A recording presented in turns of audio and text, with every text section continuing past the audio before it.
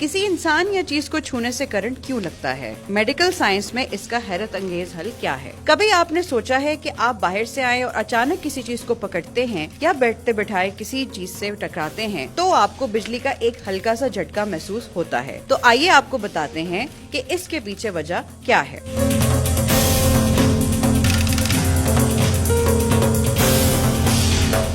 तिबी नुक्ता नजर से देखा जाए तो जब आप पानी कम पीते हैं तो आपके जिस्म में डिहाइड्रेशन हो जाती है, जिसके बाद हमारा जिस्म चार्ज होना शुरू हो जाता है। खास तौर पर ये चार्ज हमारे बाजुओं और हाथों पर जरूर आता है। जब ये चार्ज किसी चीज या बंदे को ट्रांसफर होता है तो हमें एक झटका महसूस होता है। आपने देखा होगा कि ये ज्यादातर सर्दियों में होता है, क्योंकि सर्दियों में हम पानी कम पीते हैं और कुछ ऐसी चीजें इस्तेमाल करते हैं जैसे गर्म कपड़े, कंबल, जो हैरानकुन तौर पर जिस्म को चार्ज करते हैं, और इसके बाद हम जिस चीज को भी छूते हैं हमें झटका महसूस होता है। इसका सबसे बेहतरीन हल ये है कि हम ज्यादा से ज्यादा पानी पिएं। अब आपको बताते हैं कि ये करंट का झटका साइंसी लिहाज से कैसे पड़ता है।